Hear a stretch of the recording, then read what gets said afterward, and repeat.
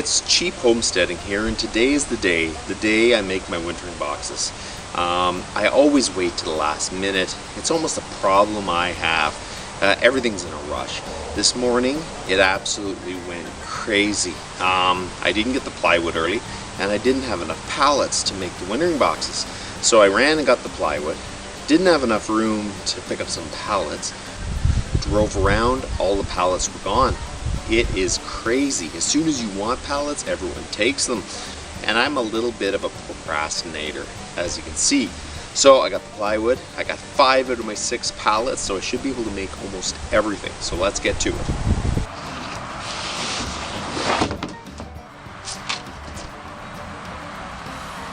Other years I ran these through the table saw, made a wonderful cut, but it was awful hard for one person to put it through the table saw. So I'm just going to use the skill saw, and we're going to cut these suckers out. Always keep templates. It's so handy. This is the end piece, the shorter end piece, the one with the holes for the entrance, so I can make the holes in the exact same place. I can cut them the same width. I can just run the pencil down. It's very quick. I don't keep the ones for the sides because it's exactly a 4-foot piece of plywood. It's exactly the same width, so I just don't keep the end pieces. But keeping templates are a time saver by far.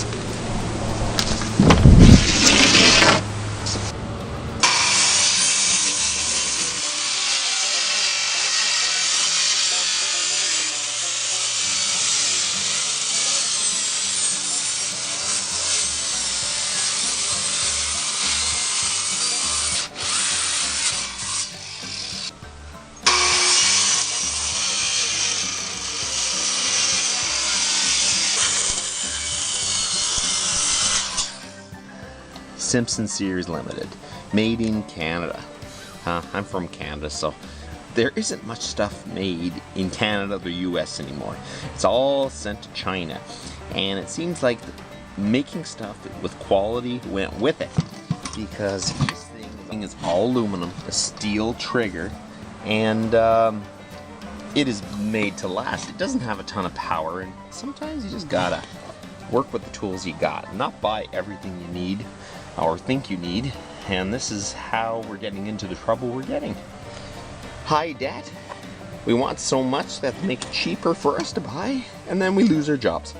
I started this channel thinking that, cheap homesteading, I do everything really cheap. A lot of times in this day and age, doing it really cheaply means getting it from China, and it's not helping your neighbors, not helping anything. So, to an extent, I want to do things cheap. But we want quality, and these are quality. We can have new tools that are good quality too. So I I definitely will use brand new tools if they're high quality.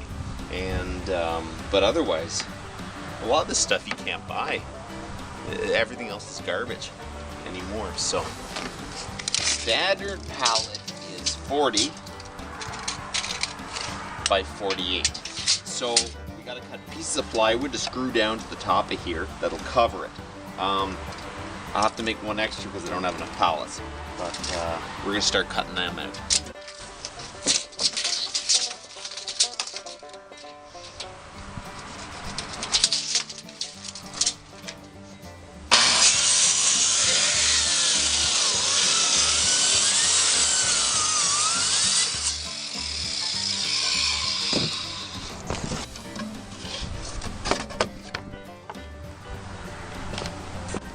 I just get my cordless drill and I walk out here and I set the sucker down and I have no idea where I put it.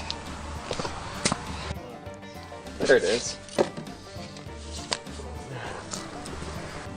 Up to last year I didn't have a cordless drill. Number one, I couldn't afford to go and buy a good one. And I wouldn't say this is a good one by any means, but it was a good price, and it's still 14.4 volts, and it works really good. And I don't know how I did without it, but it is really important not to go out and buy stuff you can't afford and put it on credit card debt. They have to work more to get rid of it.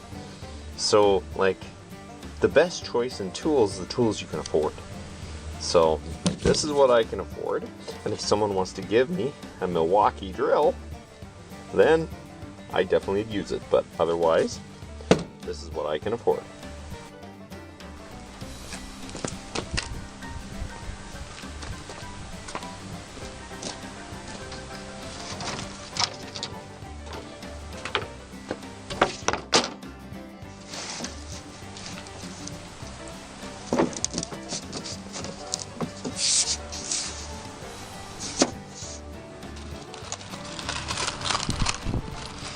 Okay, I got these flange-headed screws, and they're a little bit wider, so if I screw it down in the plywood, it won't sink as much. I don't think the water will pool and rot them out, so it'll last a bit longer too.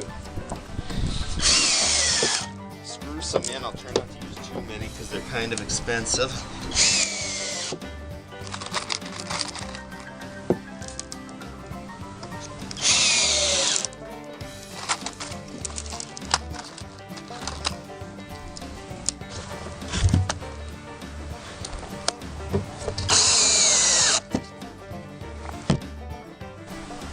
Now I measured the short end, so I'm going to cut this much off each one.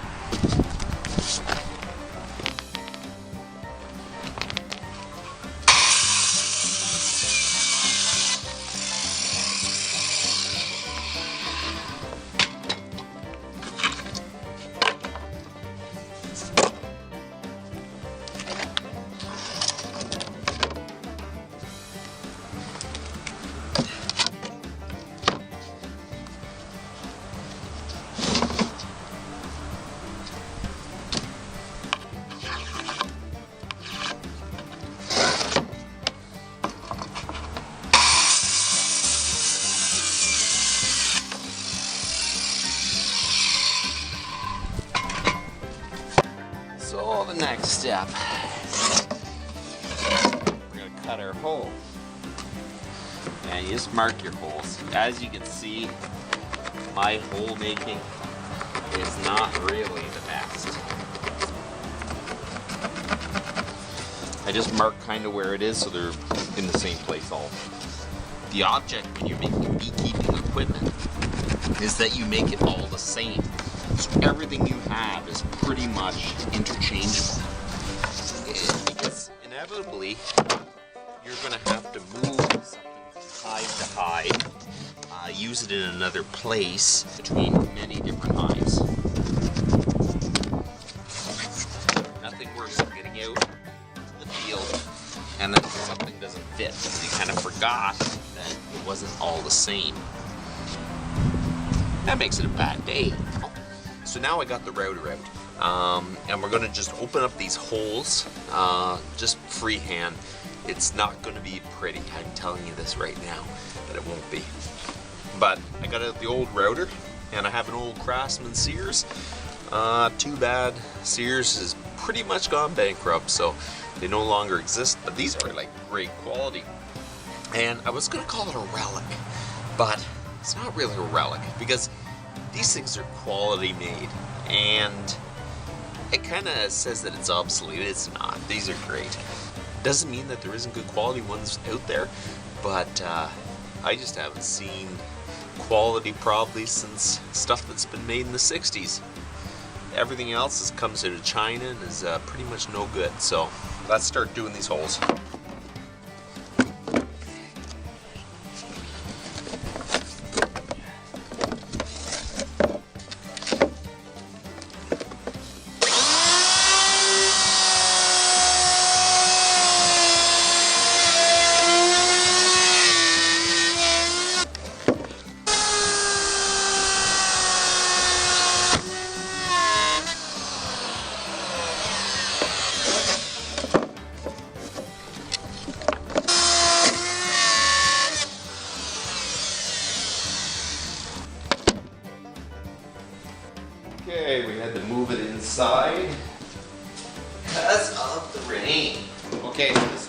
side piece looks like.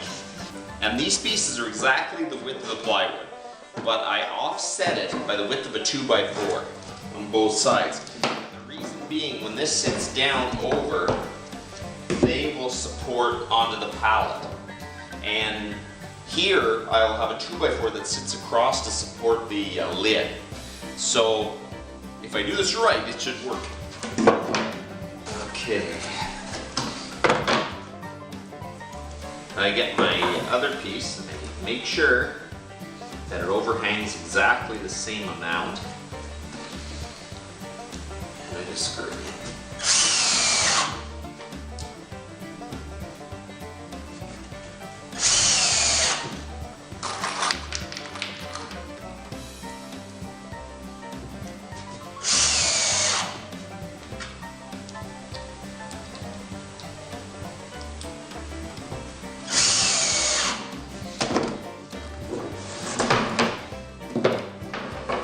The other side, make sure we are all the same.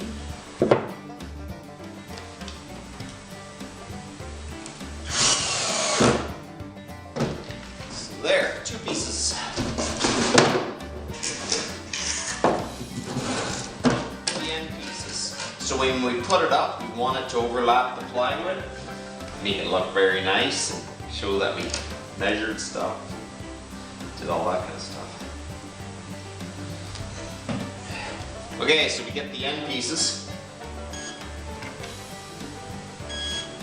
and we screw it in. I wouldn't do it tight yet. We'll get it all up in there. Make sure it fits nice, because nothing worse then you're out there trying to put it on, the bees are getting not happy. Make sure it fits real nice, because nothing worse than fighting with bees trying to get the box off or on. Okay, so I'm going to put the other end on, and then we'll come around and screw the rest down good.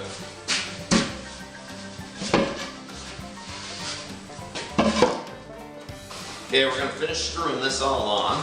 This is all falling apart on me because I didn't put more than one screw in the corner yet.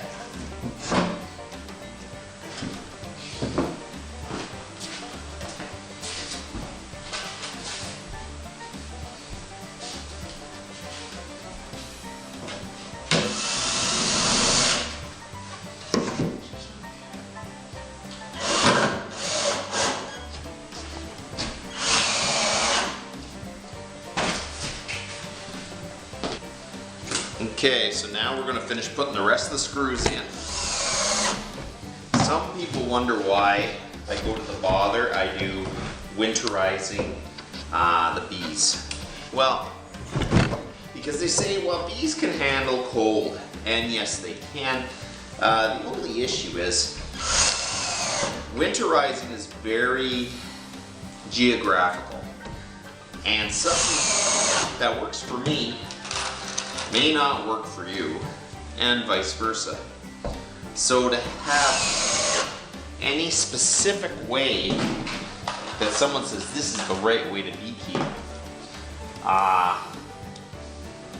I'd be wary of, because they don't really understand that there is a lot of variables. They are insects.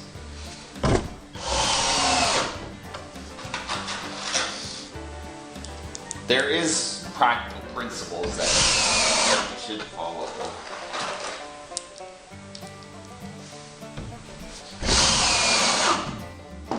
There you go.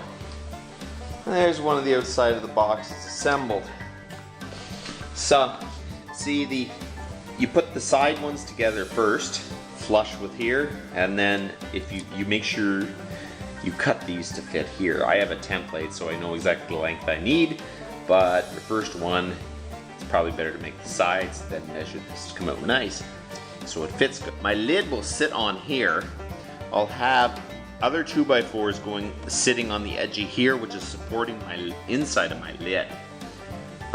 It's a very simple system, and it works good. Okay, I got 4 assembled.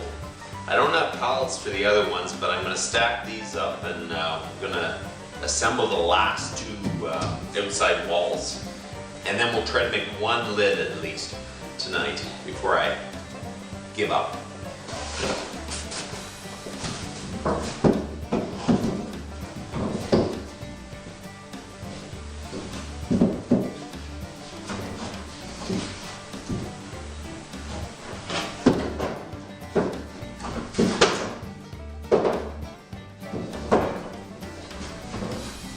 In the summertime, this is how I stack them up in the bee yard.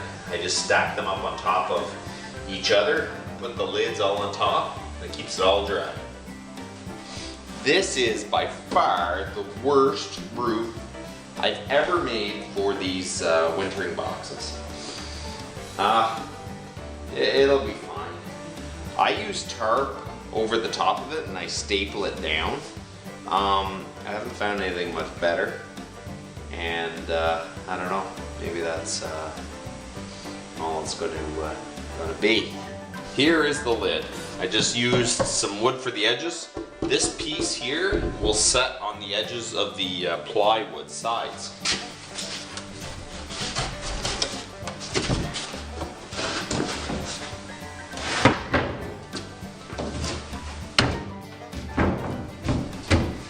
There, fits good. In the lid, I try not to nail into the cross piece because plywood itself is pretty waterproof. So I don't want to be nailing and stuff into the center of it. And this piece sits right there. So when you're sitting down, it's actually sitting right on the plywood. So it's actually pretty sturdy. The bee boxes are almost done. And I think I just had enough. I am pretty much tired. The quality of the workmanship in the last little bit has started to go down. So I think I'm just gonna go and relax for the rest of the evening.